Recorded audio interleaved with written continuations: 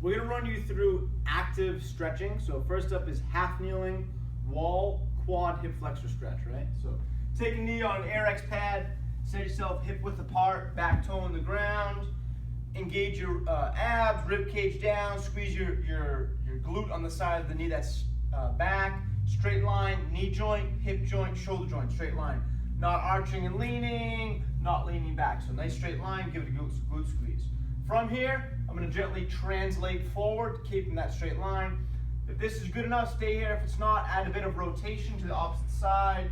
If that's still not enough, grab the back foot. Same thing, squeeze the glute. If that's not enough, you can rotate like that. If that's not enough, add a bit of a lift, 4 to 6 inches should suffice, on the front foot with that most advanced position of pulling and then rotating out. So internal rotation of the femur right there, okay? Next up is going to be the hammer nail glute stretch. Same position as the mobility sequence in the warm-up, but just now we're just holding a position in the stretch. So one knee goes on like that. This foot rotates into like that. If here is home for you and that's easy, stay there. If not, vertical toes or foot into the ground. Back right knee acts as the hammer into the outside of the left ankle, which are the nails. So hammer into nail.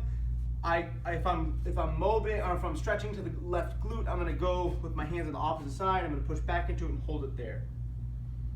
Just to show you again from that direction. So I'm using this side. I'm going to push on the opposite side of my hands into it like that. Should feel the stretch around there. Okay. From there, split stance adductor mobs. Adductor is a fancy word for groins, or groin muscles rather. So split my stance, knee goes on, other foot goes up to the side, back toes on the left side go into the ground. Okay. Back stays flat, hands are used as the guide to push back. So I push back in a comfortable position, get the stretch here, hold that there for the prescribed amount of time. Okay. Next up, hamstring stretch with strap. So we're going to grab a green strap. You can use a resistance band here if you'd like to. I just prefer the strap, but no harm done if you use the band. Okay. So I'm going to loop it in. Set myself back. Gentle 4 out of 10 pressure here. I'm not yanking, just a 4 out of 10 pressure, okay? So I'm going to use it to help guide there. Should feel a good bit of a stretch on the posterior aspect of the hamstring there, okay? Just 4 out of 10. Okay, next up, we got single leg hamstring floss. With this one, it's really important to be keen on numbness, tingling, or pain. Those are some signs of that we either back off or cut it out altogether, okay? So I'm gonna take my hands, I'm gonna try to cuff them on the back of the lowest part of my hamstring, not the back of the knee, just slightly right there. So again, not the back of the knee, just a little below that, okay? So if I can get a full interlocking of the fingers, great, but as long as I cuff it to some extent, it's fine, okay? Back stays flat. I bring my left knee in my chest, okay? I cuff. Again, just roughly a 5 out of 10 pressure in terms of how far I'm bringing it forward. Let's let it dangle. Okay, from there, I'm gonna straighten my leg and then bring it back down. As I straighten, I should feel a bit of a stretch going through here, okay? That's where the whole flossing comes in play, okay? If that's not enough, you can get some foot action going, move the foot around. Again, be careful of the numbness, tingling, or pain, okay? We don't want that, we want to avoid that. We just want a little bit of a stretch here, some movement.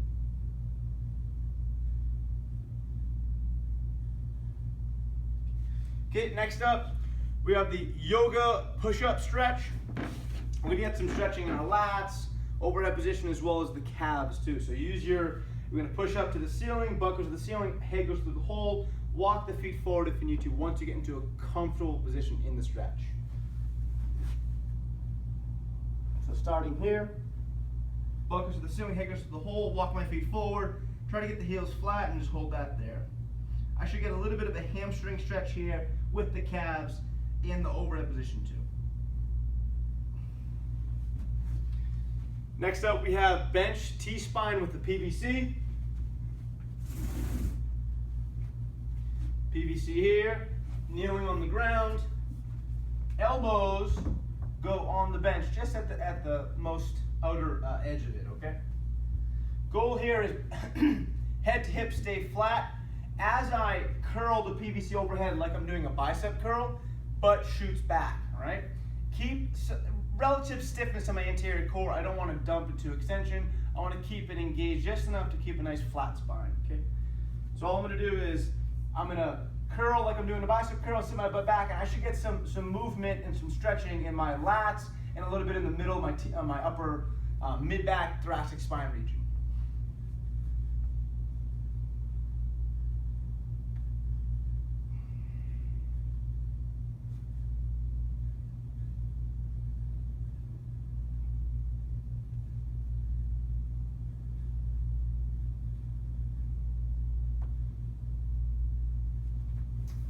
Next up, we have three wall stretches. So the first one's gonna be wall calf stretch.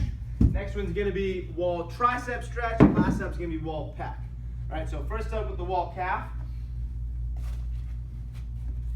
So we're really gonna work on the back foot here, what the back foot's doing. The front foot's just there to help, okay? Keep your back foot entirely flat, okay? So if I get to a position right there and I feel a little bit of a stretch, great.